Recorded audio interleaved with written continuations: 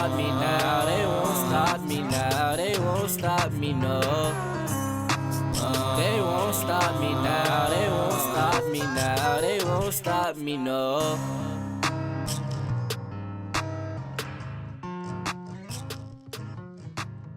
Hello and welcome back to We Are Mighty. How y'all doing? How's the last 2 weeks been for you? Eventful? Uneventful? I know there was a holiday in there. I hope everyone was safe and enjoyed themselves. My holiday was different. The 4th of July is now different for me because of how last year went. We're coming up on a year since my son's death, and it did happen in the month of July, so this month has been a little bit difficult. I posted on the Facebook page, yes, we do have a We Are Mighty Facebook page, and I had mentioned that July 4th of 2023, I experienced nothing short of a phenomenon, if you will. And because of that, I couldn't even be in town for the 4th of July this year. Like, we impromptu decided to just go up to Wisconsin Dells and just spend the 4th of July there. We had plans for the weekend, and I had to figure out somewhere to go so that I wasn't in our town on the 4th of July. So here's what happened. July 4th, 2023. My husband's family celebrates every major holiday together. Like, it doesn't matter, every holiday. My joke is, if you know what Kashmir Pulaski Day is, I think they even come together for that holiday, which I don't even know what it is. It was just a day we got off of school, as far as I'm concerned. But they come together for every holiday. And last year, on the 4th of July, we were downtown where lots of families go to watch the fireworks. I'm in a car club that was in the 4th of July parade, and we had done the parade, and we had parked and everything and set our chairs up on this bridge that they close off for the fireworks on State Street. And so we were there with some of the members of my husband's family, and our youngest son was on his way down. And so we were trying to coordinate with him to get, where we were on the bridge, and, just sitting with family, chopping it up, laughing and joking. But it was something just didn't feel right. And I noticed, at least from what I was seeing, groups of young men were, walking across the bridge. And it seemed like every time they walked across the bridge, they were staring at me, like mean mugging, as we say. I'm like, why are these young men looking at me this way? And it made me a little uncomfortable, but I'm like, okay, you just paranoid. Why are you you don't even know these young men. So, I kind of played it off, but it literally happened more than once. Like 3 or 4 different groups of young men walked by, and it felt like they were staring at me as they walked past. So like I said, I tried to ignore it and just enjoy, our time with family.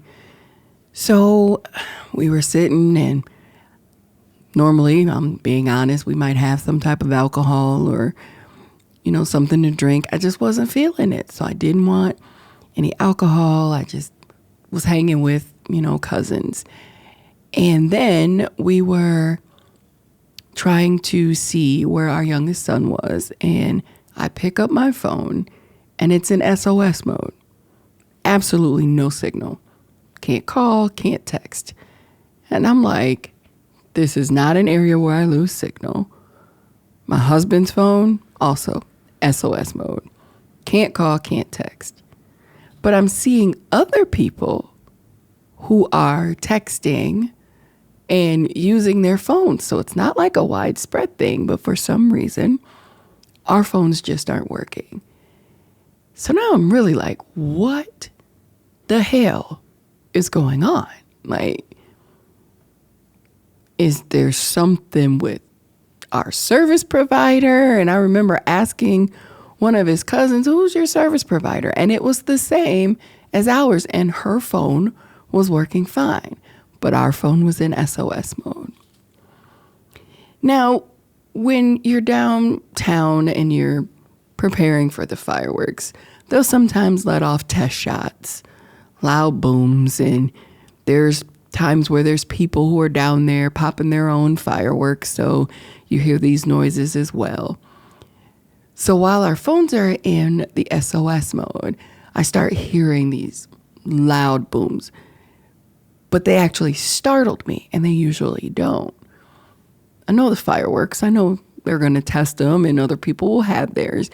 But these booms kept pulling my attention away from the conversations we were having, the things that were going on downtown with us. And it kept pulling my attention over to this certain building. And I'm looking at this building like, why is my attention being drawn to this building? What is going on? Like, why do these booms not sound like fireworks? Why is this actually startling me? And so I'm, again, trying to ignore it. You're being paranoid. It's a large crowd, and sometimes I can get uncomfortable in a large crowd, especially in this day and age. You know, mass shootings, things happen. So I just figured, you're just paranoid. You're in a large crowd. I always made sure we're positioned where if we needed to get away, we have an escape route, we can move quickly. So we were positioned in that way. So I'm ignoring those sounds as well. Once again, group of young men pass. They're staring at me weird. Okay. Look at my phone. SOS mode. I can't text my youngest son to see where he is. So there's just like a lot going on. And there's the booms again. And I'm looking at this building, this stupid brown building with flowers on it. Like, why? Even with all of the noises going on, why do I keep looking at that building? So I begin to feel my heart racing to the point where I'm now becoming afraid. And I'm saying to my husband, something is wrong. I don't know if something's about to happen down here, but I don't feel comfortable being here. And he's trying to calm me down and, tell me everything's okay. So I'm trying to stay calm and okay. My husband said everything's going to be okay. Everything's going to be okay. Let's just stick it out, tough it out, enjoy the fireworks. But the cycle happens again. A group of men walk by, young men. They're staring at me. Phone's not working. Looking at this building because I'm hearing these loud booms. And like I said, it doesn't sound like the fireworks, the test fireworks. It doesn't even sound like someone's just popping fireworks nearby. Like, what is going on? And I'm now to the point where I'm just looking back and forth. Like, what is it with this building? Why are these people staring at me? What are these noises? And I have a full-on panic attack. And so I say to my husband, like barely breathing, like hyperventilating, we have to go.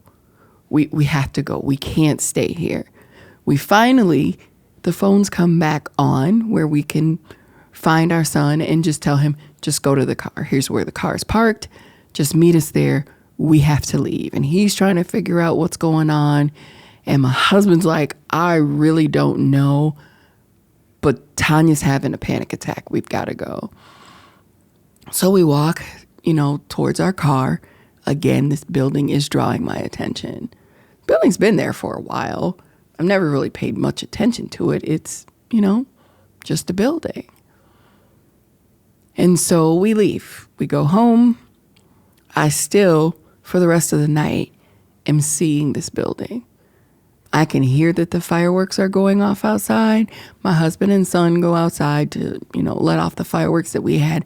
I had absolutely no interest in fireworks.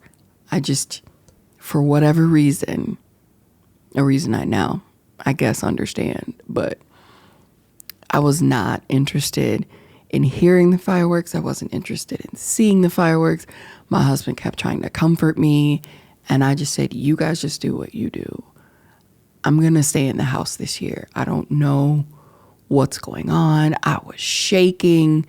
Like, everything about the 4th of July had me extremely paranoid last year.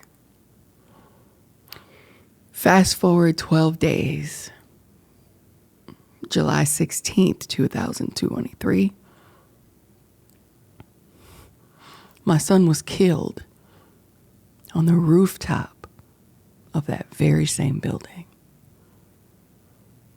It was like I had a premonition. That building just kept sticking out to me. I didn't understand it at the time. I didn't understand the noises, the whole thing with young men staring at me. It was a premonition. It was like I was being shown something was coming and something was going to happen at that particular building. I have no reason to make this up. I have no reason to lie about it. I would have never thought that that was the case, of course. You hear about people having premonitions. You hear about things of that nature, phenomenons, and, bizarre things. And it just literally, to this day, I get chills thinking about it. Who would have thought that I would have had that kind of a warning? I wish I had known, of course, and would have stopped my son from going to that party that night and being on that building. I would have never put those two together. I would have. But what could I do? Again, I had no control over that. So the 4th of July, Independence Day, whatever you want to call it, is just not the same for me. I could not be in town this year. I had to go away. And it just so happened this year it was a rainy 4th. So in Wisconsin, where we were, everything was postponed until Saturday. So I didn't have to worry about blocking out the fireworks because they didn't happen. I still was a little nervous, but it was better for me to be in a different town. I didn't have to be in a different state, but at least away from our town to where I wasn't so close to where all of that happened. I don't know if this is going to be a thing every year, but this year, of course, being the first year since it happened, I literally woke up on the 4th of July in tears because it's like I was actually warned of my son's death. I don't know. I don't know many people who have experienced things of that nature. I also know that I had previously told my son that I worry about him getting into fights because one day someone's going to have a gun. And that's exactly how his life ended. I don't like that these things came to me in the way that they did because it makes me feel like I should have been able to stop it. If I could have that much of a forethought, why couldn't I have had the forethought to say, go home like I told you, don't go to that party, or just something to reach him, or I don't know, say I love you one more time, even though that's the last thing I said to him. It's strange how these things happen and how these things work. Like, why? You know? And I know anybody who's dealing with any type of grief, you're also thinking in that situation, in that moment, why? It could have been so different. I could have stopped them, or I could have kept them from being in this place, or wrong place, wrong time, or even I could have helped them not deal with this illness. We all want to have done something different. I feel like that was a gift and a curse. More so a curse than a gift. I actually I get my esthetician who does my eyebrows. The building where the salon is located is next door to that building. So it took me a while to go and even get, my eyebrows threaded. And the first time I went, they literally applauded me. We're so proud of you. We know this is difficult. And it's just weird dealing with all of this. And this month is just, I really said on July 1st that I wanted to go to sleep and not wake up until July 17th. Unfortunately, we have court for my son's killer on the 16th, the anniversary of his death. I don't know how that's going to be. If I couldn't make it through the 4th of July, how am I going to make it through 1 year from the actual date he was taken from us? I'm just, I think in those situations, just like when I'm here filming the podcast, I try to keep my emotions in check. Number one, because I'm an ugly crier, especially with very emotional things. And I don't want y'all, I'll become a meme or something with how I look when I'm crying. But number two, I'm really trying to be strong for those who I can be strong for you who I'm trying to support and be here to let you know you're not alone. I don't know if anyone else out there can say that they've had the same experience. I don't know if it makes any sense to anybody. All I can tell you is it's the truth. I honestly wish that I hadn't experienced it. And I have moments out of nowhere that building still haunts me. I may be stopped at the stoplight. My husband purposefully, when we go places, and State Street's a main staple in our town, purposefully avoids going down that street when we're driving, because you never know when that building will trigger me. I was stopped at a red light once in front of that building and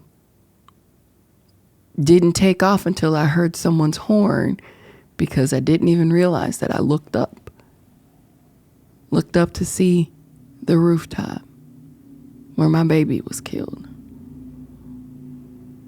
Grief is a crazy, sneaky, just wild thing to deal with. And as much as I try to be as normal as possible, go through my day as normal as possible, seem as happy as possible, in the back of my mind throughout every single day, there's always something that triggers me. If I hear someone's iPhone ring, it reminds me of my phone ringing at 4 a.m. I literally had to change my ringer because I can't hear that ringtone anymore. The most common ringtone out there. I hate to hear it. It doesn't matter what time of day it is. I hate to hear it. The things that trigger you can be so awkward. Now, I understand, like, I still can't go bowling. It's been a year. I haven't bowled since the night before my son died because we were together until midnight, and 4 hours later, he was gone. I have the last photo of him. We all took a family photo at the bowling alley. That I can kind of understand not being able to do because it's the last thing I did with my baby. But certain things, I can't eat wings from a certain restaurant because he loved those wings. We were eating wings at the bowling alley. The bowling alley wings don't bother me. Well, I don't know because I haven't been to the bowling alley. But the wings from this particular restaurant that he loved, can't do it. Actually tried. Went to the restaurant with family because we knew he loved it on his birthday and tried to eat the wings, and I could not. I know I'm not alone here. I know there are other people who are triggered by random things, by specific things. My mom, she really has an issue with when my youngest son comes around and he's wearing cologne. It doesn't matter the cologne. If he smells good, she thinks he smells like my son. And that can be a trigger for her. I opened a box that came from his apartment, and this was just a month ago. But the fragrance of his air freshener, which smelled like a cologne, was a trigger. I have no clue how long this is going to happen.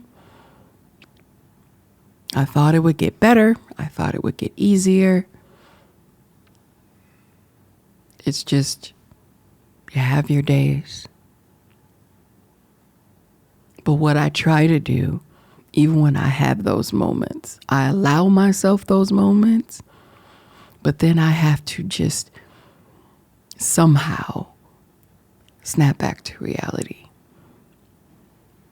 We were in Indiana at my brother's house the weekend after the 4th, and Saturday night he did a big fireworks show for the family. And my son used to love the huge fireworks shows that we did, as a family. And I was able to sit through maybe 10 or 15 minutes of it, and I had to go in the house. I couldn't. I really couldn't. The moment with family was amazing, but it was too many loud bangs. It was too many noises, too many reminders. Now, mind you, everything that happened to my son was pretty much caught on phone videos. And unfortunately, people sent a lot of those videos to me. So I've seen his last moments. I've heard those gunshots. And I think that's probably why fireworks and the popping and all of that is such a trigger for me. It was a long time before I could watch any movies where there were any gunshots. And I still can't do a lot. My life has been completely changed. And I'm sure for those of you who have dealt with the grief of losing a loved one to any type of violence, you have a similar story. I hope you don't beat yourself up for having those moments. I hope you don't feel like you have to shorten those moments, because that's what I used to do.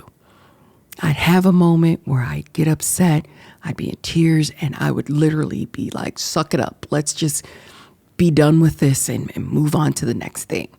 You've cried enough. You've had enough of being upset. And there's no way that I can do that. It's gonna happen. It's gonna happen, and you've got to let it flow. Deal with that moment in the moment, and then the next, try to find something that'll make you happy again. Even if it's a happy memory with that person that you lost. If you're mourning losing a job, think of something happy that happened at the time that you were at that job. Make another memory at your new job. If you found a new job, because I haven't yet, but that's okay. I know that there is a plan set before me, and my problem was I thought it was the plan that I had set. So I am just going day by day, living as full as I can, and trying to make more memories. And the thing about that is, I still get upset that I'm making more memories and my son can't be a part of them. But I still have a whole family. I still have other sons. I still have a son who looks to his mama sometimes to help him through the hard times of dealing with his brother's death.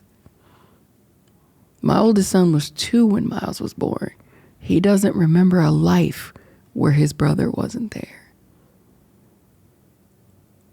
So sometimes I have to be there for him. And sometimes he has to be there for me. So look to family. Look to friends who are supportive. Look to coworkers, ex-coworkers. Whatever it is that can keep you smiling, even though you may in the back of your mind still be thinking about that person, that thing, that situation that was a loss. Still try to be as happy as you can be. I'm not saying be phony, because that only lasts so long and people can see through that. And there's no reason to be phony. Deal with it as best as you can. Nobody can tell you how long to grieve. Nobody can tell you how long to hurt, because it's truly a lifelong process. If we're honest, there's always going to be something. We just have to make our way through it. I wanted to be on a more positive note at the end of this one. I knew the story about the 4th of July was going to take it to a little bit depressive, but it's part of my journey. So I hope that you're uplifted a little bit with the advice here at the end. Just stay positive. Make new memories. Don't forget the old ones. Just make more. We're going to make it. I'm sure of it. In all you do, be true to yourself, be strong, and be mighty. We're here every other Friday on all podcast platforms, and you can see us on YouTube and Spotify. Thanks for tuning in. I'll see you next time. They won't stop me now, they won't stop me now, they won't stop me, no. They won't stop me now, they won't stop me now, they won't stop me, no.